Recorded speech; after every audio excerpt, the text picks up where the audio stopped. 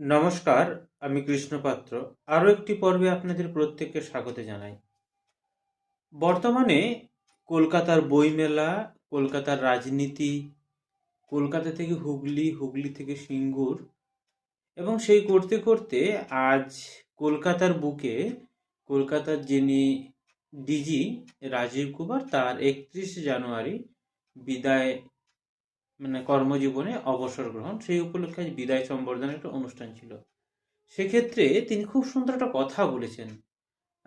ব্যঙ্গাত্মক বা কি হিসাবে বলেছেন সেটা তো হয়তো পরের বিষয়। তিনি কথাটা বলেছেন এই অর্থে যে আমাদের মেরুদণ্ড সোজা করে চলা উচিত, নিজের কর্তব্যকে পালন করা উচিত।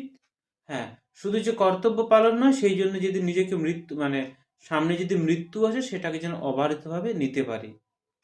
প্রশ্নটা এতদূর পর্যন্ত খুব সুন্দর ছিল। এর পরের কথাগুলো যদি একটু বিশ্লেষণ করি, সেখানে কিন্তু এতটা মধুর বা এতটা সুন্দর নাও লাগতে পারে।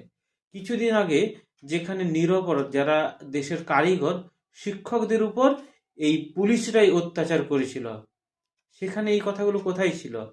অথচ আবার এসআইআর নিয়ে যখন বা বিভ্রান্তি, তখন মালদা বা মুর্শিদাবাদে এই পুলিশগুলোই আবার মুসলিমদের হাতে মার খেয়েছিল। কি আজব!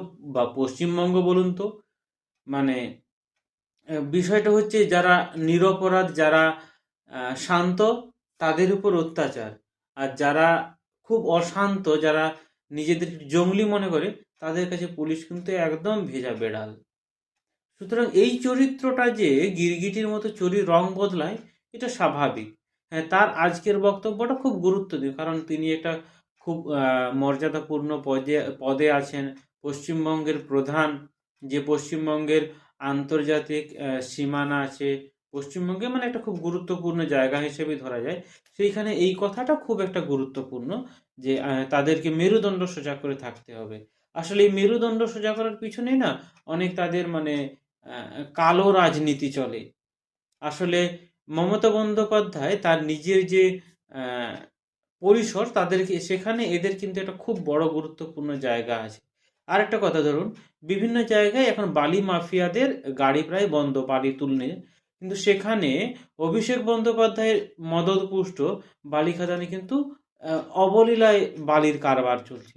সুতরাং এরকম অনেক ধরনের উদাহরণ আপনি পশ্চিমবঙ্গের বুকে পেয়ে যাবেন। সুতরাং পশ্চিমবঙ্গের রাজনীতি একটি আজব কারখানা, একটি বহুরূপীর কারখানা। নমস্কার।